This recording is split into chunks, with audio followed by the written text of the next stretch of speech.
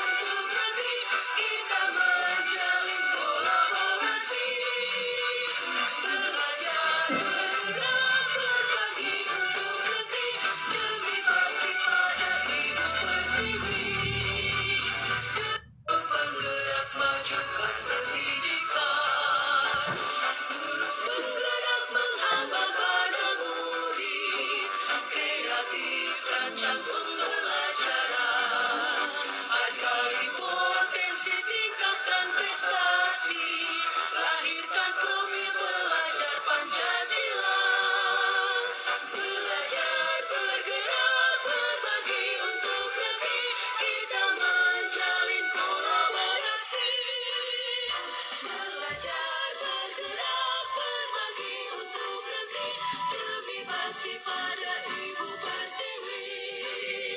Belajar, bergerak, berbagi untuk negeri, kita menjalin kolaborasi. Belajar, bergerak, berbagi untuk negeri, demi bakti pada Ibu Pertiwi.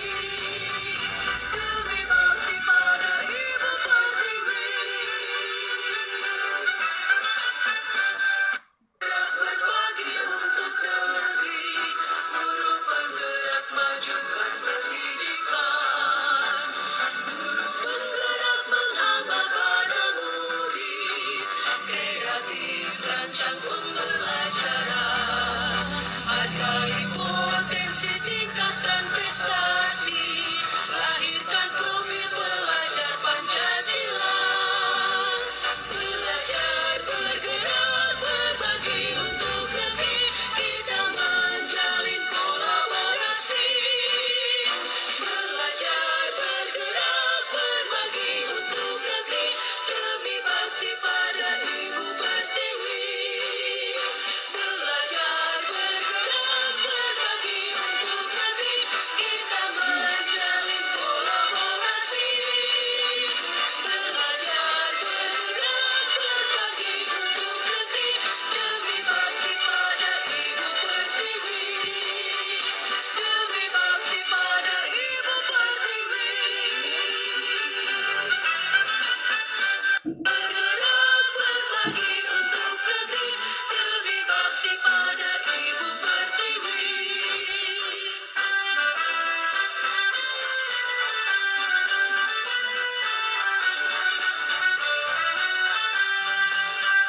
Bulatkan tekad, kuatkan hati, negeri ini memanggilmu kawan.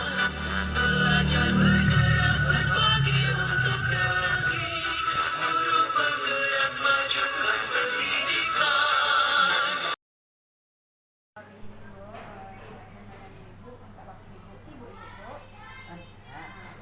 Apa yang harus saya bantu ya? Ini Bu, rencana saya mau melakukan pengimplementasian budaya positif kepada teman-teman di sekolah ini Bu. Bagus sekali itu Bu Tera, nggak apa-apa silahkan. Kapan waktunya kira Bu ya? Akan hari Sabtu Bu, tanggal 12 November besok Bu. Apa? Silakan. Apakah Ibu ada waktu untuk Insya Allah. menyaksikan? Untuk kerja. Dan Assalamualaikum warahmatullahi wabarakatuh.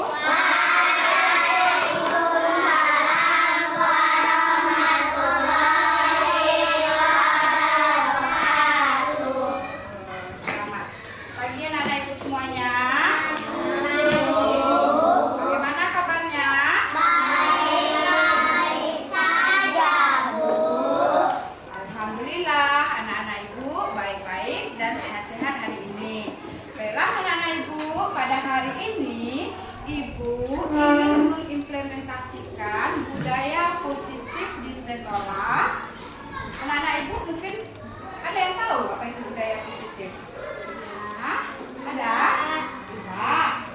Baiklah anak-anak Ibu, budaya positif artinya adalah nilai-nilai positif yang anak-anak Ibu yakini sebagai kebiasaan oleh seluruh warga sekolah sehingga menumbuhkan konsistensinya dalam mewujudkan dan dibuat untuk membentuk karakter yang positif sehingga terbentuklah profil pelajar Pancasila.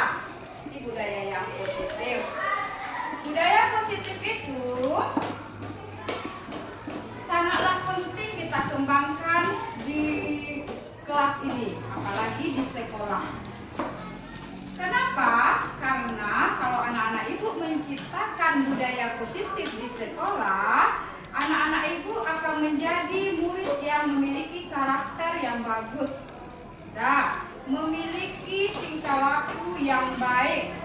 Apa contoh budaya positif di lingkungan sekolah ini?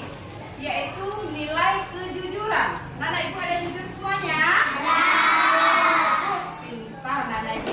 Peduli terhadap lingkungan. Artinya tidak membuang sampah sembarangan. Anak-anak Ibu ada peduli terhadap lingkungan? Nah, pintar. Hadir tepat waktu. Anak-anak Ibu hadir tepat waktu? Hadir semuanya. Langkah itulah merupakan langkah awal untuk menciptakan budaya positif di sekolah. Nanti anak-anak Ibu akan membuat keyakinan kelas dengan nilai-nilai budaya positif yang anak-anak Ibu terapkan. Razif, nanti misalnya Razif dalam di kelas suka bermain, kita buat lagi keyakinan kelas kita apa? Belajar dengan sungguh-sungguh. Apa lagi keyakinan kelas kita buat, misalnya contoh mendengarkan guru. Bagus, mendengarkan guru menjelaskan pelajaran. Terus pintar. Nih, budaya positif yang kita kembangkan ini akan mendukung terciptanya pembelajaran yang kondusif. Artinya akan tercipta suasana yang positif antara anak-anak Ibu dengan Ibu. Jadi pembelajaran akan menjadi berjalan dengan suasana positif, sehingga akan terbentuk lingkungan yang positif juga. Budaya positif ini adalah nilai-nilai keyakinan atau kebiasaan-kebiasaan di sekolah yang berpihak pada murid. Jadi berpihak pada anak-anak Ibu. Apa nanti keyakinan kelas yang anak-anak Ibu buat? Apa maunya anak-anak Ibu membuat keyakinan kelas? Apa tujuan keyakinan kelas itu kita buat? Nah, keyakinan itu merupakan hasil kesepakatan kita bersama. Nanti anak-anak Ibu bersepakat apa keyakinan kelas yang anak-anak Ibu buat. Gunanya akan tumbuh motivasi dalam diri anak-anak Ibu. Jadi anak-anak Ibu membuat keyakinan kelas nanti sendiri-sendiri. Nah, gunanya agar muncul motivasi diri, internal diri. Nih, tujuan dilaksanakannya kesepakatan kelas itu adalah menciptakan pembelajaran yang berpihak pada anak-anak Ibu. Jadi anak-anak Ibu senangnya gimana pembelajarannya? Menumbuhkan komunikasi antara murid dan guru. Jadi dengan adanya keyakinan kelas yang anak-anak Ibu buat akan menumbuhkan komunikasi yang baik. 3. Memunculkan keterlibatan murid dalam menentukan kelas yang diimpikannya. Dan anak-anak Ibu menjadi murid yang bertanggung jawab secara bersama-sama. Itu tujuannya kita membuat keyakinan kelas. Bisa anak-anak Ibu membuat keyakinan kelas nanti? Bisa. Bisa anak-anak Ibu. Ya, contoh keyakinan kelas tadi apa? Siapa yang bisa? Coba tunjuk tangannya. Contoh keyakinan kelas tadi apa, Mat? Coba. Kita mau keyakinan kelasnya nanti apa? Mau ditulisnya? Nanti Ibu kasih kertas ini. Anak-anak Ibu akan menuliskan keyakinan kelasnya. Tulis sendiri, buat boleh, buat namanya boleh. Tulis. Apa keyakinan kelasnya? Yang akan terciptanya budaya positif di kelas ini. Bisa kan? Apa contohnya? Hadir? Bagus. Ahmad hadir tepat waktu. Apa lagi, Nak? Membuang sampah pada tempatnya. Apa lagi, sayang? Bersikap jujur dan belajar dengan sungguh-sungguh. Bagus, pintar anak. Sekarang Ibu kasihkan kertasnya. Silakan buat keyakinan kelas yang ingin anak-anak Ibu tulis.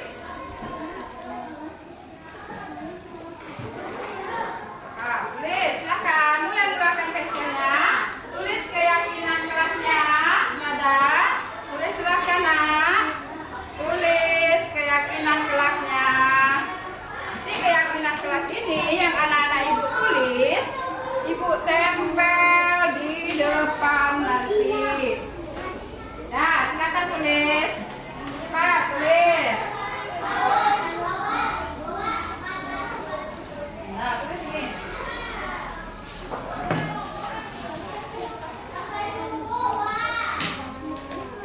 Nah. Saya jujur. Ah, peduli lingkungan Isan bagus.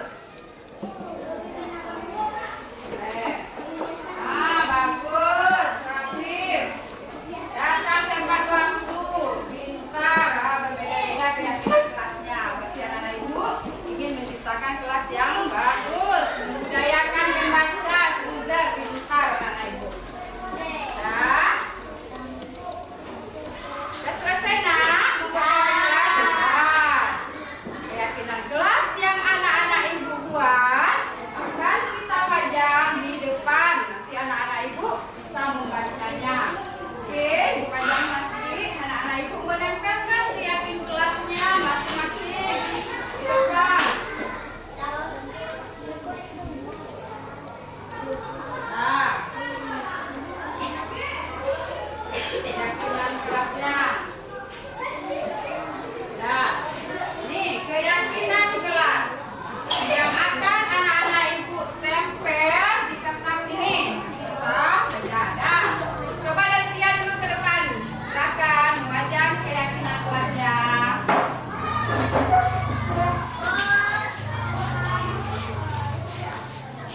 Ya, bagus. Nah,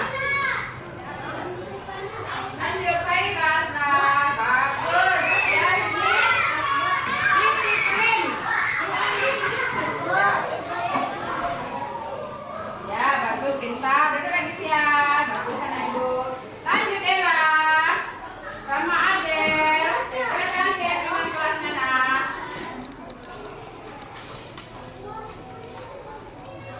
Lanjut Ahmad. Dada, apa keyakinan kelasnya? Ah, ya seperti itu. Bagus. Disiplin. Baca aja. Disiplin kan bagus itu. Yang keras. Ah, bagus Dada. Nah, lanjut. Butet dan Rafif. Ah, pintar anak ibu semuanya bisa membuat keyakinan kelasnya.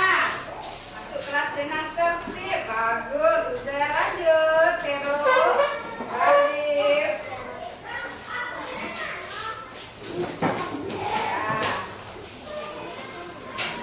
Lanjut, Asad, Dada, Dada seperti itu. Dada kis apa? Asad kisan. Ini loh, Dada kisan. Lanjut.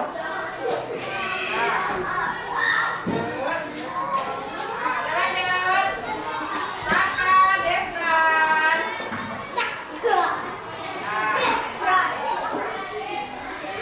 Sekarang anak ibu Vera sudah.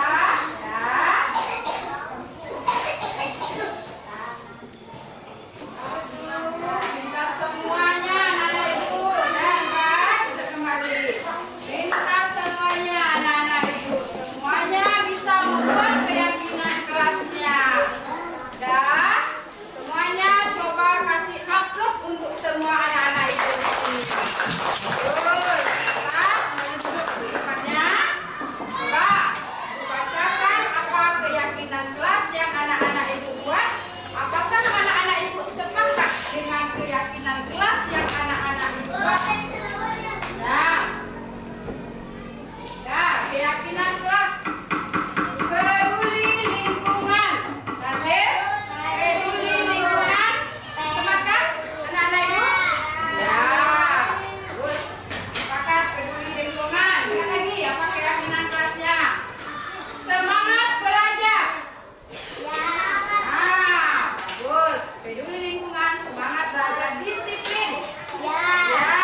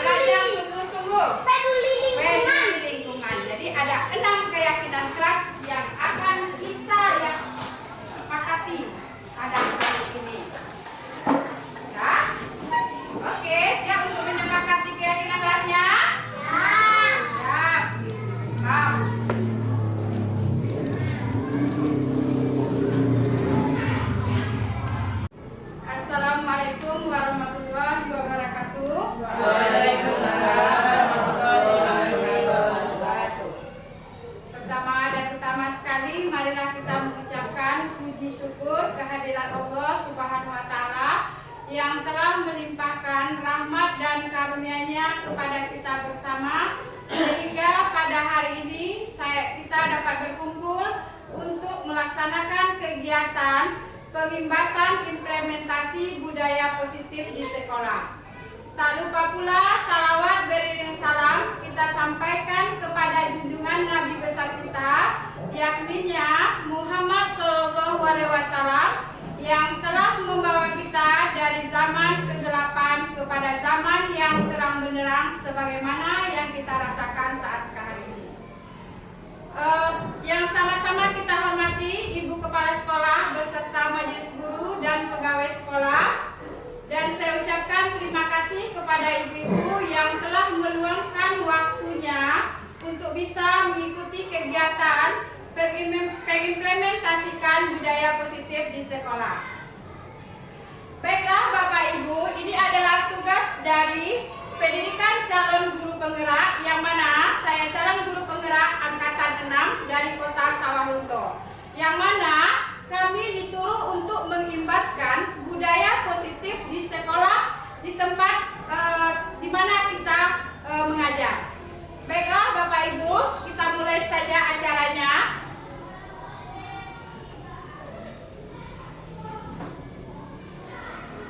Sebelum kita memulainya, terlebih dahulu kita harus tahu apa itu pendidikan menurut Ki Hajar Dewantara. Pendidikan menurut Ki Hajar Dewantara yaitu menuntun segala kodrat yang ada pada anak, baik itu kodrat alam maupun kodrat zaman, agar anak mencapai keselamatan dan kebahagiaan yang setinggi-tingginya, baik sebagai manusia maupun sebagai anggota masyarakat. Disinilah kita sebagai guru dituntut untuk menjadi pedoman agar anak kita bisa mengembangkan minat dan bakatnya sebagai individu yang unik.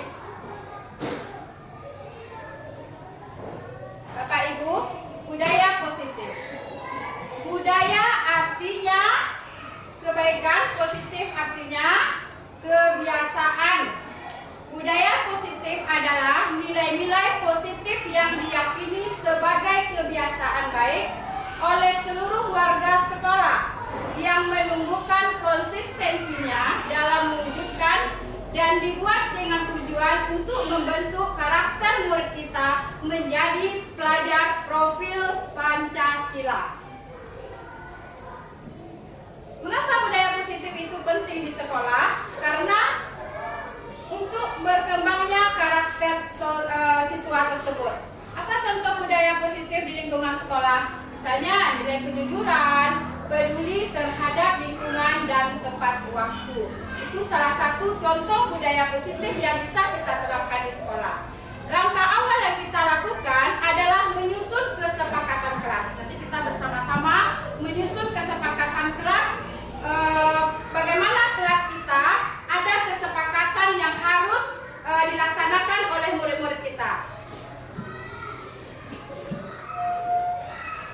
Nah, bagaimana langkah yang harus kita lakukan untuk mewujudkan budaya positif? Yang pertama yaitu mengubah paradigma teori kontrol. Yang kedua, menerapkan disiplin positif. Yang ketiga, membuat keyakinan kelas. Yang keempat, posisi kontrol guru. Yang kelima, segitiga restitusi. Kita masuk dulu mengubah paradigma teori kontrol. Ya, teori kontrol menyatakan bahwa semua perilaku memiliki tujuan, bahkan terhadap perilaku yang tidak disukai. Jadi menurut penelitian, perilaku manusia itu dipengaruhi oleh 5 kebutuhan dasar manusia. Jadi, jika kebutuhan anak itu tidak terpenuhi, barangkali itulah yang dilampiaskan oleh anak-anak kita di sekolah. Ada anak yang nakal, ada anak yang suka emosi, ada anak yang suka tidak mematuhi peraturan sekolah. Kenapa ibu-ibu? Karena kebutuhan dasar anak kita tidak terpenuhi. Apabila anak kita yang sudah terpenuhi menjadi anak yang bahagia. Itulah kendala permasalahan kita di sekolah. Karena kebutuhan dasar dia tidak terpenuhi. Apa saja kebutuhan dasarnya yang tidak terpenuhi? Yang pertama, kebutuhan bertahan hidup. Barangkali anak kita di rumah bapak ibu tidak makan, atau makannya cuma 1 kali sehari. Minum atau kurang kasih sayang yang diterimanya karena orang tuanya sibuk bekerja, jadi kasih sayangnya kurang di rumah. Maka dilampiaskannya di sekolah sehingga dia membuat tingkah laku yang tidak kita sukai, sehingga dia butuh perhatian dari kita sebagai guru di sekolah. Yang ketiga, penguasaan di kemampuan atas pengakuan kemampuannya. Yang keempat, kebebasan. Jadi tidak salah anak-anak kita di sekolah kadang-kadang suka berjalan, berlari, karena di rumah dia terkekang oleh orang tuanya. Jadi di sekolah inilah tempat pelampiasan kebebasannya. Yang kelima, kesenangan atau merasa senang.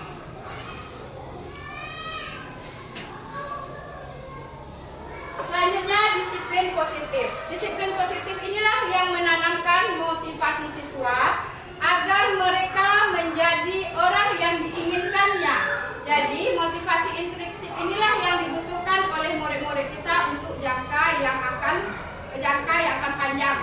Jadi jangan karena penghargaan, karena reward anak-anak kita baru melakukan kebaikan. Makanya penghargaan atau reward itu sekarang menurut penelitian tidak efisien lagi diberikan kepada anak-anak kita.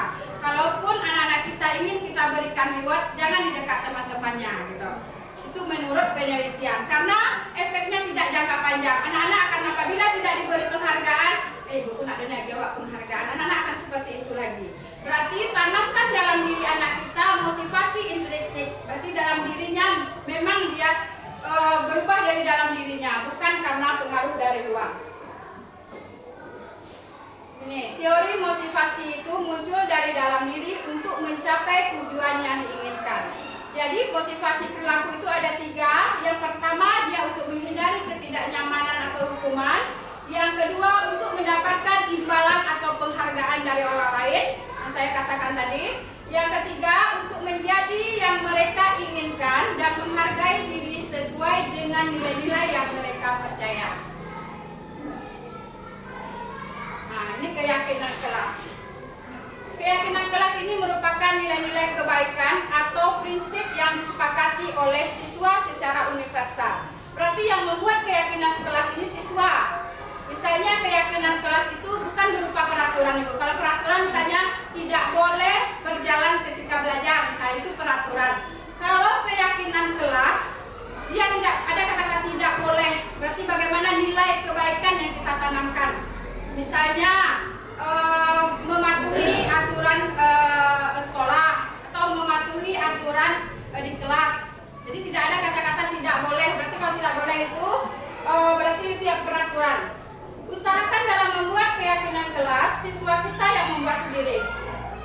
Apa tujuannya dibuat ini keyakinan kelas? Untuk menciptakan pembelajaran yang berpihak pada murid.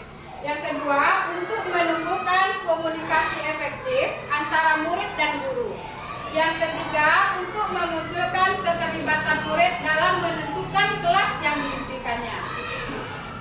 Ini contoh kelas 1, membuat keyakinan kelas. Keyakinan kelas yang dibuat waktu itu sudah saya pajang. Ibu juga bisa membuat keyakinan kelas di masing-masing. Usahakan anak yang menulis keyakinan kelas. Apabila dia melanggar, kita komitmen dengan keyakinan kelas yang telah dibuatnya. Nih, kita lanjut lagi posisi kontrol guru. Posisi kontrol guru itu ada 5. Yang pertama, guru sebagai penghukum. Yang kedua, guru sebagai pembuat orang merasa bersalah. Yang ketiga, guru sebagai teman. Yang keempat, sebagai monitor atau pemantau. Yang kelima, sebagai manajer. Bagaimana posisi guru sebagai penghukum? Biasanya guru sebagai penghukum, dia akan menggunakan hukuman fisik atau verbal. Dia akan berkata, awas, kalau tidak kamu patuhi aturan, kamu tidak boleh sekolah, kamu tidak boleh belajar. Berarti itu kita termasuk sebagai guru penghukum. Bagaimana posisi seandainya posisi kita sebagai guru penghukum, dia akan menjadi anak yang pendendam. Dia akan menjadi anak yang pemberontak. Dia akan menjadi anak yang berbohong dan suka melemparkan kesalahan pada orang lain karena dia merasa dihukum oleh gurunya. Yang kedua, membuat orang merasa bersalah. Di posisi ini, guru akan bersuara lebih lembut dan menggunakan keheningan tidak nyaman. Misalnya, mengapa kamu datang terlambat, Nak? Apa kamu tidak kasihan dengan ibu? Nanti ibu kena marah sama ibu kepala. Berarti dia memang berbicara lembut. Tapi bagaimana posisi anak ini jadinya nanti? Anak kita menjadi menyembunyikan masalahnya. Karena kita yang selalu memohon kepada dia untuk tidak terlambat lagi, misalnya kalau dia terlambat. Yang ketiga, posisi teman. Dalam posisi ini, guru tidak akan menyakiti murid, tetapi dia selalu berusaha mengontrol siswa melalui persuasi. Posisi ini ada yang berdampak positif bagi siswa dan ada yang berdampak negatif. Yang berdampak negatif adalah bila guru tidak membantu, maka siswa akan berkata dan kecewa. Saya pikir Bapak adalah teman saya. Jadi murid tidak akan berusaha lagi karena selalu dibantu oleh guru. Bagaimana posisi anak? Kita kontrol kita sebagai teman, yaitu anak menjadi lemah dan tidak mandiri. Itu tergantungan dengan kita. Kalau sebagai monitor atau pemantau, di posisi pemantau berdasarkan peraturan dan konsekuensi dengan memisahkan hubungan pribadi. Biasanya guru ini sebagai pemantau, peraturannya apa? Selalu menanyakan kepada anak ini. Berarti kalau posisi kita sebagai pemantau ibu-ibu, anak akan belum memiliki kesadaran dirinya. Selanjutnya manajer. Kalau posisi manajer, artinya guru berbuat bersama murid, mengajak siswa mempertanggungjawabkan perilakunya, mendukung siswa menemukan solusi permasalahannya sendiri. Berarti yang diharapkan untuk posisi kita sebagai guru adalah di posisi manajer Bapak Ibu. Mungkin saya sendiri belum melaksanakan sebagai manajer, tapi mudah-mudahan kita bersama bisa menerapkan posisi kita sebagai guru, sebagai manajer. Apa yang akan kita buat tadi? Membuat keyakinan kelas. Mari kita bersama-sama untuk menjadikan posisi kita sebagai posisi manajer di sekolah ini. Karena anak kita akan menjadi orang yang bertanggung jawab. Di saat anak kita ada masalah, sebaiknya kita mengadakan tahapan segitiga restitusi. Tahapan segitiga restitusi itu merupakan tindakan yang dilakukan guru untuk membawa siswa mentaati kesepakatan kelas yang telah dibuatnya. Dia mengakui kesalahannya ketika dia berbuat salah, dia akan berperilaku jujur. Yang pertama, dia menstabilkan identitas. Pertama, kita stabilkan identitas. Artinya, kita tanyakan dulu apa permasalahan yang terjadi dengan anak kita. Jangan kita langsung, oh yang salah. Tidak boleh seperti itu Bapak Ibu. Kita menstabilkan identitas, kita tanyakan dulu apa permasalahannya. Kemudian setelah kita menstabilkan identitas, kita validasi. Validasi tindakannya yang salah. Selanjutnya kita menanyakan keyakinan kelas yang telah dibuat di kelasnya. Itu gunanya keyakinan kelas. Ini contoh segitiga cara memecahkan permasalahan segitiga restitusi yang telah saya laksanakan di kelas 1.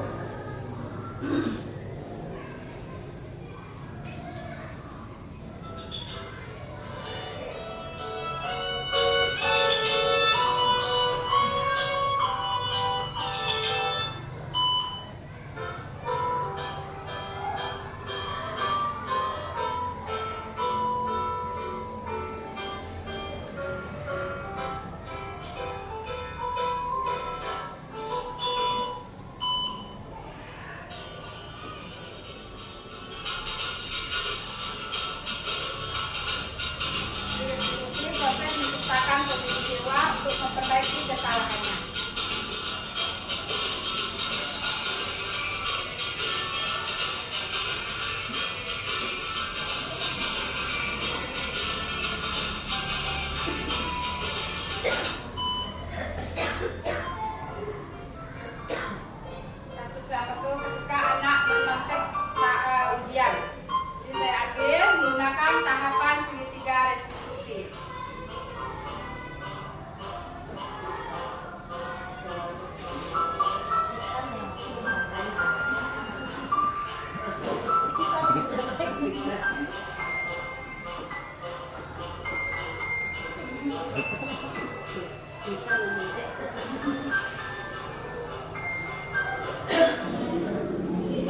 Pisan tahu apa ibu memanggil pisan di sini? Pisan, ibu memanggil pisan di sini tadi ibu melihat ketika ulangan pisan melihat jawaban dari pisan di sebelah aman. Benar atau tidak pisan? Nah, pisan melihat jawaban dari pisan. Apakah perbuatan mencontek jawaban benar itu perbuatan yang baik atau tidak baik? Menghadirkan identitas tidak luput dari kesalahan. Begitu juga dengan ibu berani melakukan kesalahan, tapi di sini ibu tidak mencari kesalahan. Kita di sini ingin mencari solusi bagaimana Isan tidak mencontek lagi ketika ulangan kalian. Isan pasti punya alasan pasti tindakan sesuai yang salah tadi. Jawaban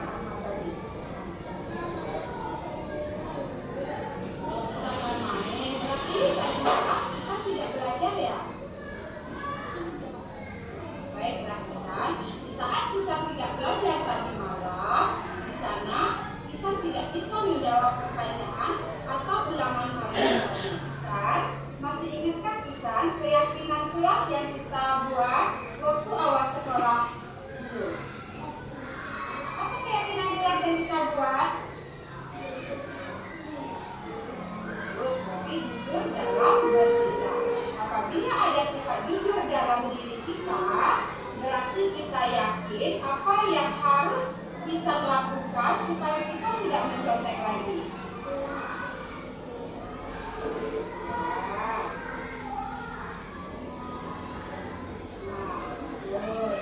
Dalam pelajaran di rumah, apabila keyakinan kelas yang kita sepakati bisa lakukan, berarti bisa ulangan harian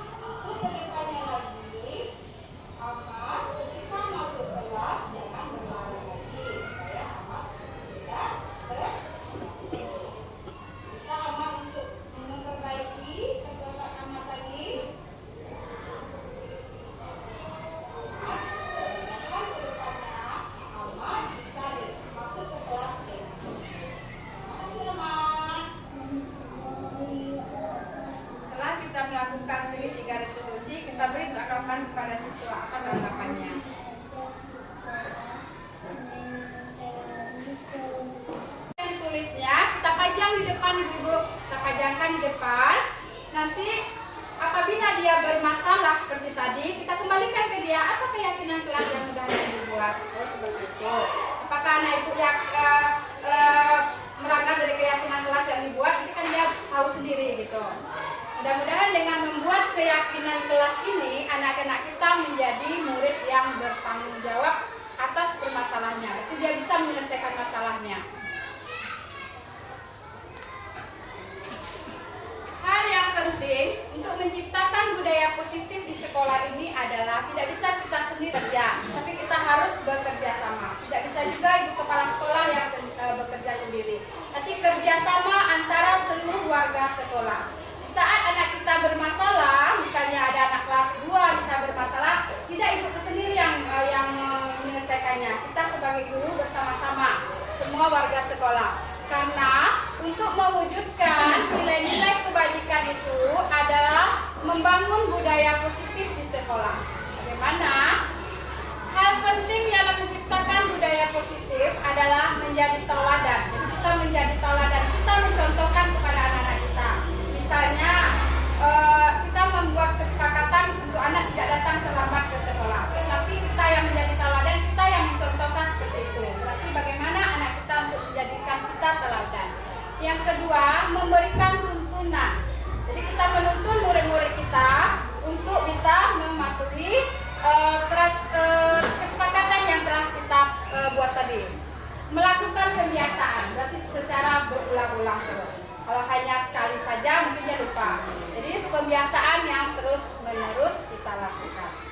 Mungkin itu yang dapat saya sampaikan. Ibu-ibu ada pertanyaannya? Atau ya masukan? Ya silakan Bu, ada masukan bagaimana? Misalnya di kelasnya ada yang bermasalah. Oh saya tidak begitu, boleh kita selesaikan secara bersama-sama. Ya sebentar Bu Hera, Ya, Bu. Ibu ya. Ya, Bu. Assalamualaikum warahmatullahi wabarakatuh. Pertama kami melihat tadi ya, Bu Hera mensosialisasikan bagaimana kegiatan yang dilakukan di luar kelas dalam sekolah kita ini. Ini sangat bagus sekali dan sudah bisa berbagi dengan teman-teman. Ibu sebagai kepala sekolah di sini juga berharap tidak hanya Ibu Hera saja yang melakukan hal yang seperti itu. Juga nanti kawan-kawannya yang dari kelas lain bisa kita belajar bagaimana Bu Vera mengajak anak tadi yang melakukan kesalahan. Kita tidak boleh memvonisnya langsung karena itu akan merusak mentalnya sendiri. Jadi untuk itu kita belajar bagaimana untuk yang pertama sekali menahan diri dulu. Kita tahan dulu emosi kita. Siapa sih yang tidak akan emosi melihat anak kita yang tidak sesuai dengan keinginan kita sendiri dan apa yang telah diajarkan oleh Ki Hajar Dewantara.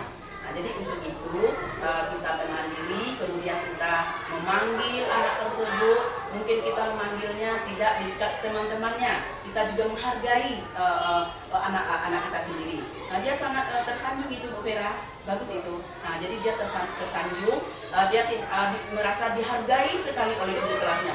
Tetapi padahal dia sudah melakukan suatu kesalahan. Tapi gurunya tidak langsung memarahi, suatu kebanggaan oleh anak itu. Itu luar biasa.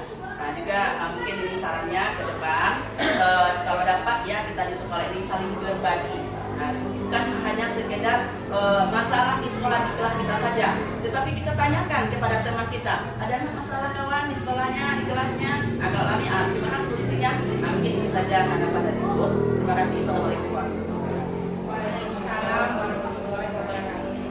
Terima kasih Ibu Kepala, benar yang Ibu Kepala katakan itu. Jadi ketika kita memarahi anak itu jangan di dekat teman-temannya. Jadi nanti kalau kita memarahi berarti posisi guru kita sebagai penghukum. Berarti anak menjadi dendam. Pasti otomatis. Bapak Ibu mungkin masih ingat waktu Bapak Ibu SD atau SMP pernah dimarahi Ibu. Pasti kalau ketemu sama Ibu guru itu pasti masih ingat kan? Berarti usahakan atau kita berangsur-angsur lah untuk menjadikan posisi kontrol kita sebagai manajer.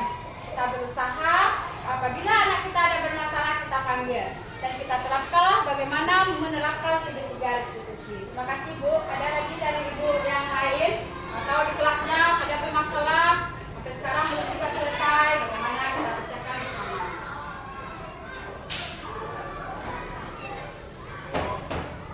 Bu Salwi, bagaimana muridnya di kelas gitu? Apakah ada yang bermasalah? Bagaimana Bu Salwi menerapkan menyelesaikan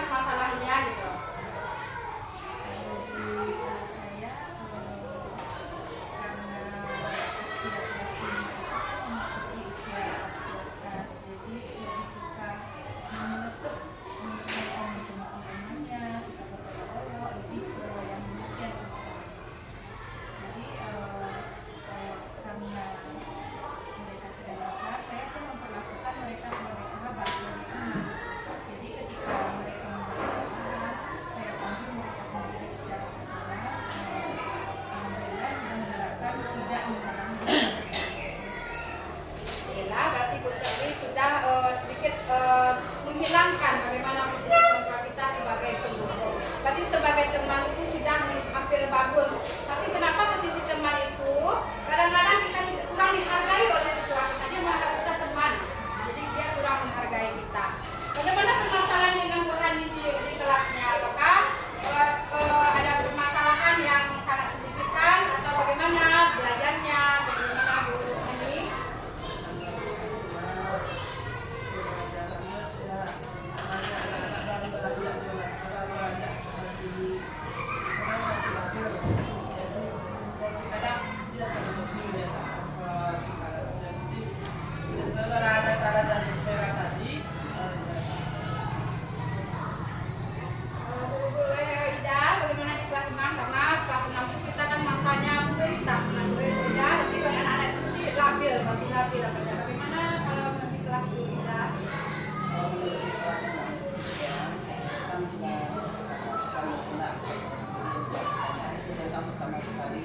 Bagaimana cara mengatasi atau mengatakan anak ini yang sering tidak buat PR, yang sering malas, yang sering tidak selalu dari panggil sendiri-sendiri juga, dari panggil orang tua, hanya itu juga. Bagaimana cara solusinya lebih baik lagi? Terus lagi dalam belajar, ada lagi anak yang lamban dalam menulis, kemudian ada lagi yang malas menulis soal. Kalau karena memang ya dia sekarang lagi pubertas angkatannya Vera, memang puber semua. Tapi kalau dia tuh tahu dia pacaran, nanti itu kalau bilangnya, Bu, kamu bilang pacaran sama itu. Nah terus bagaimana memang anak itu memanglah dirinya itu mungkinlah tahu dengan pacar. Tapi saya minta mohon bantuan solusi bagaimana untuk selanjutnya yang telah begitu sering saya panggil anaknya yang tidak buat PR-nya, bagaimana cara solusinya? Bantuan dari Baiklah Bu Ida, apakah di kelas Bu Ida sudah buat keyakinan kelas? Tidak, sekarang kita buat keyakinan kelas dengan anak itu buat dia sendiri dia yang menuliskan keyakinan kan itu ditempel. Berarti membuat PR, mengerjakan PR berarti apanya kan? Nah, jadi nanti apabila dia tidak mengerjakan PR, kembalikan dia keyakinan kelas. Stabilkan dulu yang pertama seperti yang tadi, menstabilkan identitasnya. Bagaimana tadi kita tanyakan dulu, jangan langsung kita main menstabilkan identitasnya dulu. Kita tanyakan sama mereka dulu apa permasalahannya dia tidak membuat PR, atau karena sakit atau karena apa, kita stabilkan dulu. Yang kedua, kita validasi tindakan yang salah. Kita tanyakan kepada mereka, kamu tentu punya alasan mengapa kamu tidak membuat PR. Kita lihat alasannya apa. Kemudian apa Bu? Alasannya sering lupa, atau tidak ingat, atau tidak dibawa, atau tidak dimana lupa. Lupa bikin PR Bu, tidak bilang sama orang tua, enggak Bu. Berarti sering lupa, atau dibuat catatan kecil di meja belajarnya, atau ingatkan dia untuk membuat catatan kecil misalnya di meja belajarnya atau di meja ruang tamunya agar ibunya tahu bahwasanya hari ini ada PR anaknya itu. Kita coba dan kita buat keyakinan kelas. Nah, dinanyakan keyakinan kelas. Coba ibu buat dulu bersama-sama dengan murid ibu di kelas, buat keyakinan kelasnya. Nanti kalau sudah dia buat, coba kembalikan lagi apa keyakinan kelas yang sudah anak-anak ibu buat. Kalau sudah dia buat keyakinan kelas, mudah-mudahan dia bisa berubah. Kita sama-sama mencoba. Halo Bu Helda, bagaimana Bu Helda? Kalau di kelas 3 masih tahap bermain dengan ini. Jadi mungkin kalau belajar itu ya bermain. Tapi dalam kelas 3 itu ada yang posisi anak yang belajarnya ada yang terlalu cepat menangkap, ada yang terlalu lambat menangkap pembelajaran, ada juga yang sedang menangkap pembelajaran itu. Jadi di situ yang harus kita lakukan di restitusi ini dari mana gitu. Dalam waktu yang bagaimana pula kita cara menerapkan ke anak dalam pembelajaran yang berbeda-beda daya tangkapnya itu. Ya, kita segitiga restitusi ini kita lakukan apabila anak bermasalah, berarti masalahnya dalam belajar. Kita panggil anak yang bermasalah tadi, coba kita tanyakan. Coba Ibu Eda melakukan tahapan segitiga. Mungkin selama ini Bu Eda hanya menanyakan saja. Coba dulu buat keyakinan kelasnya bersama-sama. Buat keyakinan kelasnya, apabila sudah dibuat keyakinan kelasnya, bagaimana nanti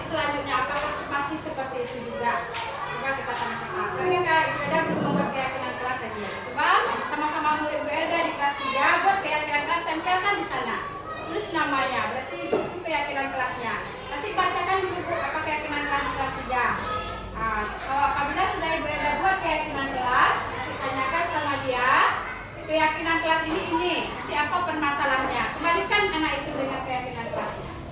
Jadi seperti itu solusinya dulu. Nanti kalau ada permasalahan lagi kita musyawarahkan bersama-sama dengan guru-guru kita di kelas. Bu Dani, bagaimana Bu Dani? Apakah anak Bu Dani di kelas sudah mematuhi disiplin? Dan bagaimana Bu Dani dalam memecahkan masalah? Apakah posisi yang Bu Dani ambil?